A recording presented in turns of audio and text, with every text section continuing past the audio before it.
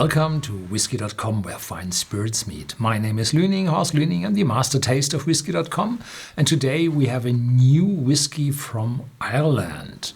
It's from the Waterford distillery, and it's called Ballykilcavan. I have no idea if I'm pronouncing that the right way.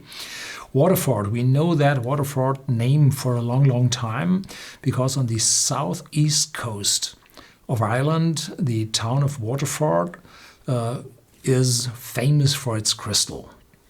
And now there's a new distillery erected there, and this is the first bottle with whiskey in it, which has a glass stopper.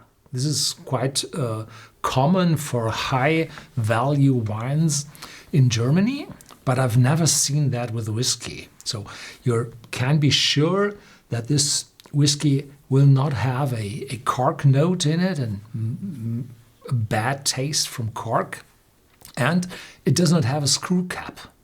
Well, those stoppers, glass stoppers, are a little bit expensive, but they stand for quality.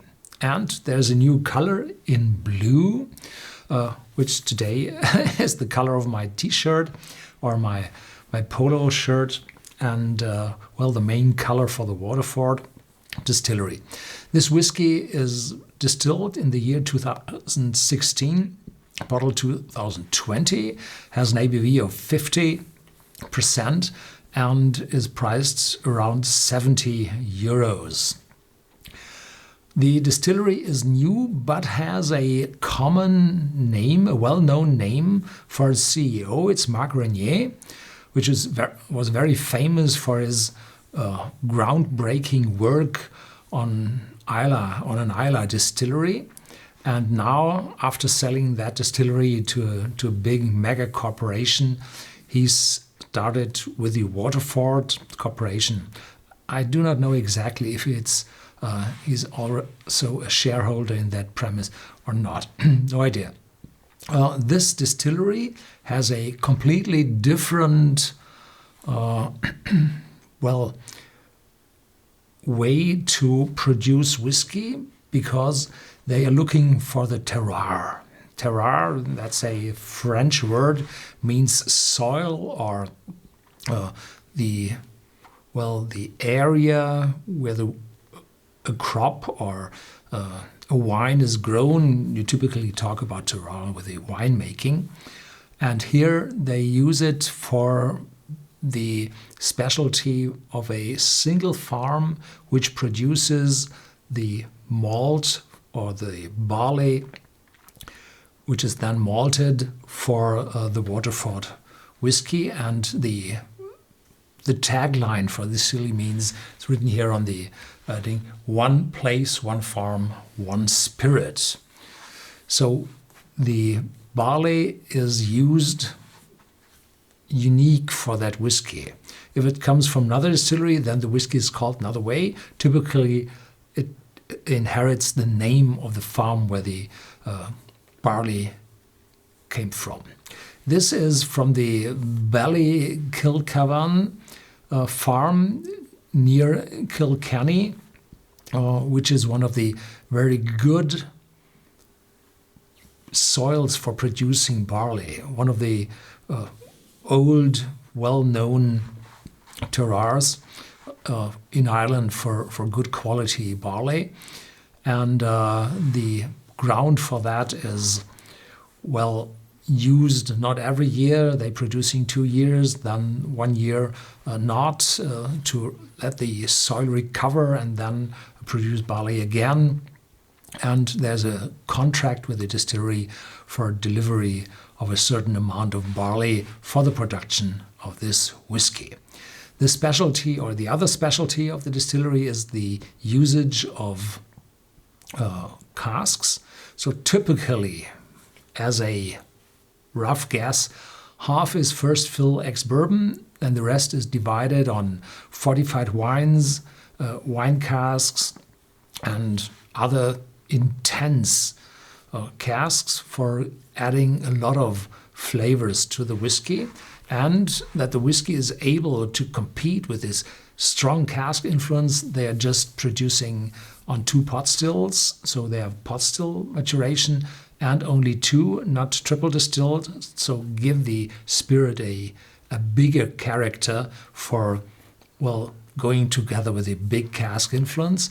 And this one has 45% ex-bourbon casks, first fill ex-bourbon casks, then 28% French wine casks, and 27% sweet wine casks. Yeah, this shows that they spend a lot of money into the casks, and Marc René said in that interview, we're putting to that bottle in our shop or in our whiskey database, that they are spending 30% of their costs into the casks. That's quite a lot. So now we're going for the whiskey. Ooh, it's a very big effort in those bottles, and they have a 4 label bottle. That's impressive. That's expensive. In the front they say single farm origin, Ballykilcavan Edition 1.1, so there might be a predecessor bottle of this one. How to open that? Here it is. Yeah, better than I thought. And now we have a look at this glass stopper, which shows the inverse color of blue, which is yellow. Here we are. Glass stopper.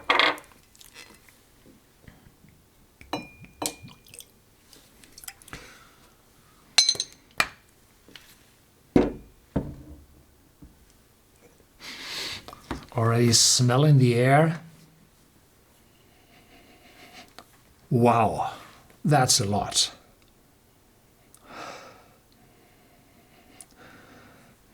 Hay. The first impression was hay and fresh cut grass. Then deeper, fruity berries, grapes, massive, and cask influence. So this is at least 3 years. So it's produced 2016 and bottled 2020. So this is 4 years, but probably they got it after the harvesting and filled it early. Oh, so it is 3 years and a few months.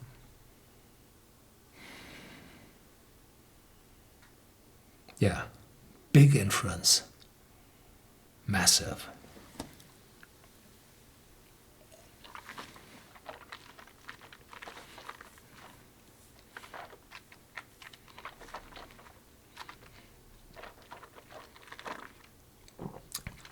%, puts it right into your mouth, attacks your mouth, but it's not alcoholic sharp. There's enough from the cask. There's a vanilla note in it, definitely an oily note on the tongue, which works against the alcohol. It's long, a little bit drier in the aftertaste, and a little sweetness on my tongue as well. Yeah. And a little cinnamon, which is one of my favorite spices. Yeah, very well done. Even with an age of 3 years, the cask collection is wonderful and adds a lot of aromas to that whiskey. Yeah, and 50% ABV is a little bit reserved for